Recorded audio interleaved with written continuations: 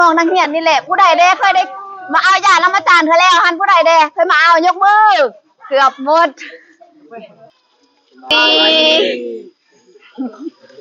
เดี๋ยวติดตามคลิปหน้าเนาะจะชิงรางวัลที่สิ่งที่เอาให้เจ้าของมันเลยวะให้ผู้สนับสนุนเนาะซิมเบิ้งสาวยิ้มเปื่อยอย่าไปลืมส่งเกิร์ฟเขาคืนเด้อสบายดีเด้จะจับกล้องสบายดีกาพักทายสบายดีและสวัสดีพ่อแม่พี่น้องโมสกุลเนาะพบกับครูอรดาสินกาเช่นเคยเบิ่งดาตูเบิ่งอยู่ไสจังหวัดใดอย่าลืมคอมเมนต์บอกครูออเดเนาะฝากทุกคนกดติดตามกดกระดิ่งแจ้งเตือนเพื่อจะไม่พลาดคลิปต่อไปคลิปนี้ขอจะพาคนไปสัมภาษณ์น้องๆนักเรียนเพิ่นนักกีฬาเพิ่นมาเพิ่นใดหรือว่าเสียเนาะเฮาไปสัมภาษณ์น้องๆกันเฮาจะแสดงความเสียใจหรือดีใจเดี๋ยวไปลุ้นน้ำกันเนาะคนไปเลยเด้อนี่อาจารย์ถ่ายเป็นวิดีโอเด้อแล้วอาจารย์สิถ่ายรูปพร้อมอาจารย์บ่ได้ไปอาจารย์บ่ได้ไปเสียไปส้มไปเสียอาจารย์บ่มีรถเป็นอะไรโค้ดวันนี้อาจารย์ออนตานพาน้องๆนักเรียนไปอันนี้ขอถ่ายคลิปอยู่เด้ออันนี้อาจารย์นอนตาลเด้อสบายดีเนาะอาจารย์นอนตาลละขอถามนิดนึงจะแล้วเนาะเฮามอบเครื่องคือผู้ใหญ่ใจบุญเนาะเป็นมอบเครื่องกีฬานี่อันนี้แหละอันนี้เขาเอิ้นมาอย่างอาจารย์นอนตาลอันนี้คือมากคนที่เฮาได้ครับแม่นมากคนที่เฮาได้รับจากช่วยเหลือเฮาเนาะแล้วก็นี่คือความขอบใจเพิ่นหลายๆเนาะที่อุปถัมภ์ช่วยเหลืออุปกรณ์กีฬาให้น้องนักเรียนน้องเพิ่นก็ดีใจเนาะเพราะว่าอุปกรณ์เฮาบ่เพียงพอในการฝึกซ้อมยังขาดหลายอย่างอยู่เป็นตัวอุปกรณ์เป็นช่วยเป็นนั่นเนาะเป็นช่วยแบบไว้ให้เขาเล่นมาตั้งเขาเล่นซ้อมเอาเทคนิคเพราะว่ายังบ่มีเนาะอันนั้นมีแต่ซ้อมเอากำลังแล้วก็เคาะบานเล่นซื่อเพราะว่าบ่มีช่วยมาซ้อมผู้ใหญ่ใจบุญเพิ่นก็ถามว่าโรงเรียนเพิ่นอันโรงเรียนเฮาน่ะคาดยังน่ะพ่อก็บ่ฮู้เนาะพ่อบ่แม่นครูพละน่ะบ่ได้พานักเรียนไปแล้วก็บ่ได้พานักเรียนซ้อมก็เลยบ่ฮู้แล้วก็มีแต่ว่าอันนั้นมันผู้ใหญ่ใจบุญเพิ่นจัดส่งให้เฮาได้อาจารย์น้ำตาลเนาะแล้วก็ถ้าว่าหากมื้อหน้าเนาะถ้าว่าเพิ่นอยากช่วยเนาะเพิ่นอยากช่วยก็สิรับเนาะได้ครับโอเคเพราะว่ายังต้องการอยู่เนี่ยครับบ่มีคือยังมียังได้ครับที่เราต้องการบักบ้านก็ยังบ่พอเนาะบักบ้านก็ยังบ่พอเทื่อแล้วมาเอาให้นักเรียนซ้อมเนาะนั่นแหละกะว่ายังเหลือบักบ้านแต่4หน่วย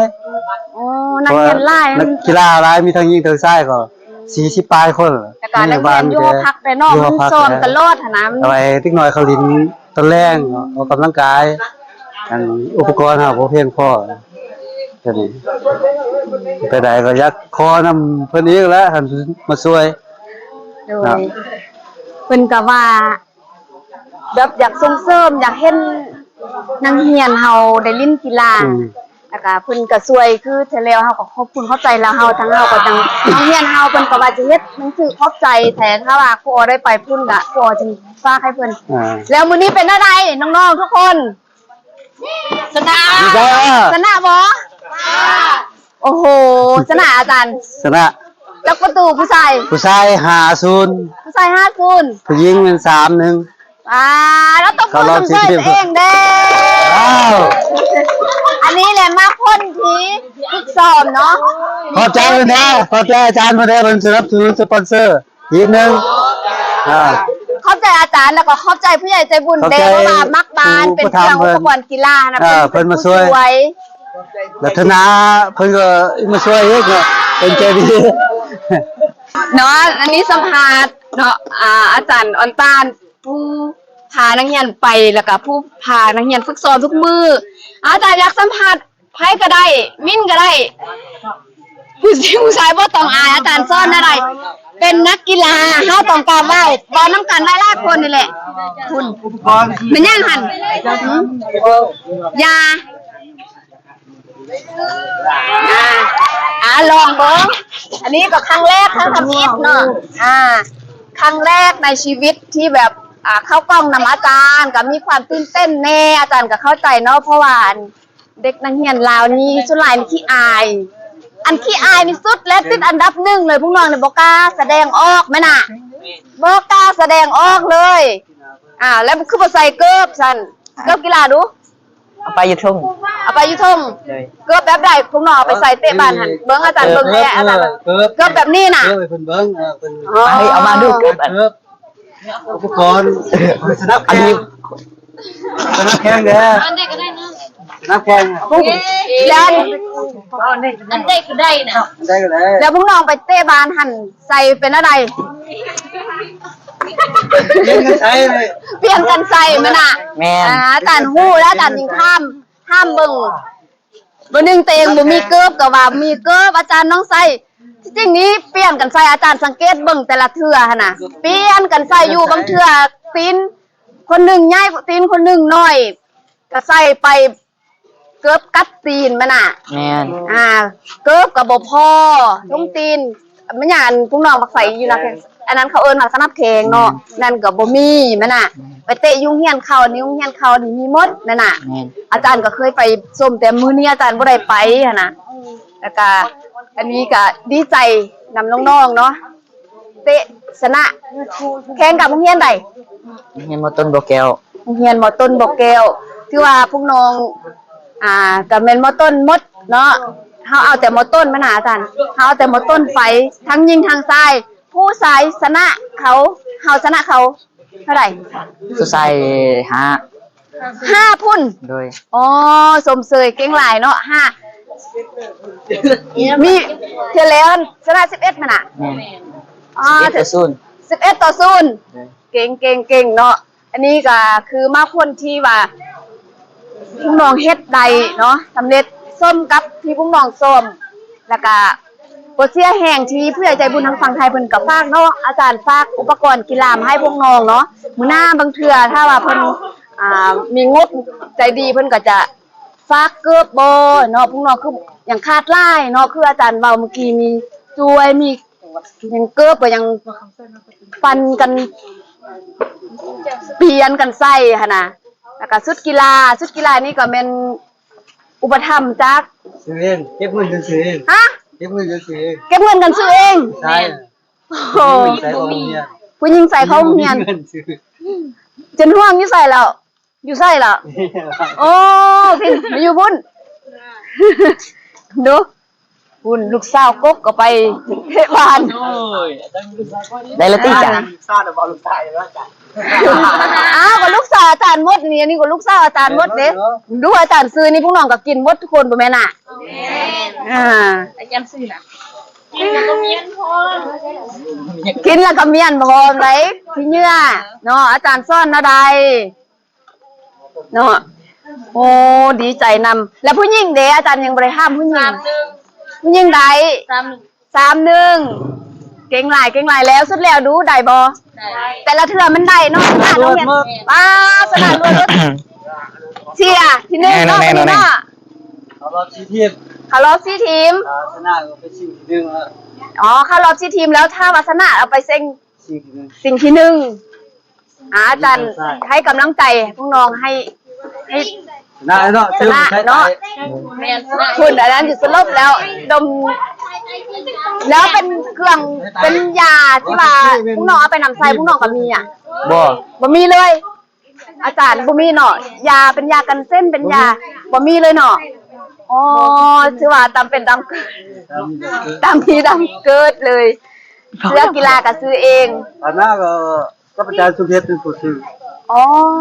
ยากันเส้นกันยาดมตกหมดจานเสร็จแล้วอันผู้ใหญ่ใจบุญเพิ่นฝากยามามียากันเส้นอันนึงแล้วก็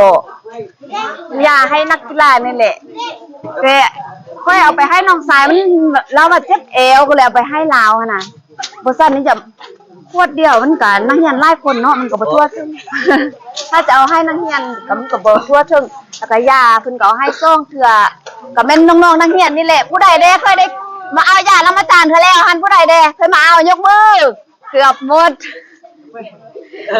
ได้ก็มาถามยานั่นก็เป็นยาทางผู้ใหญ่ใจบุญทางฝั่งไทยเพิ่นเอาให้เฮาเนาะที่พวกน้องมาเอานำอาจารย์ตลอดน่ะ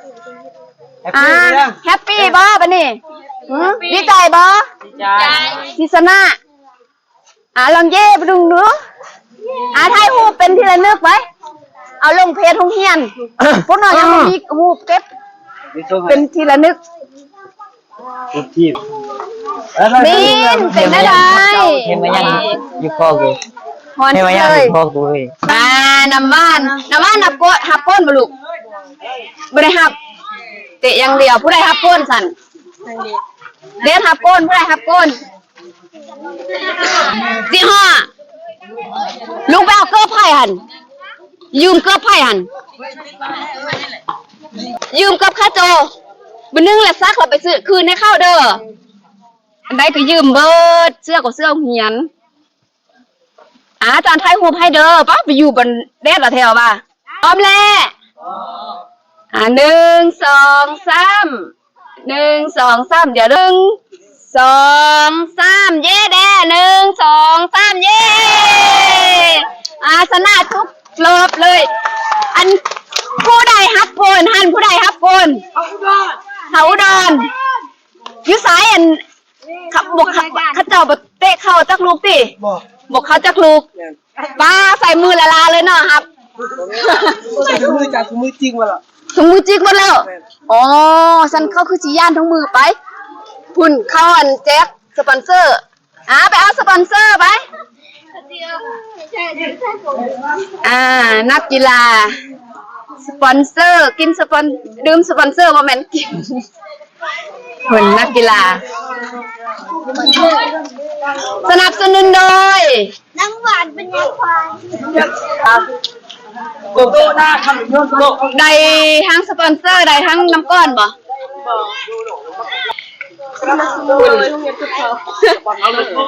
เป็นอะไรได้ดื่มสปอนเซอร์แล้วก็รู้สึกดีใจสดชื่นใจสนับสนุนโดยน้ำก้อนเอาเนาะเอาขอบคุณขอบใจเนาะเขาต้องการเข้ามาสบายดีเด็กสบายดี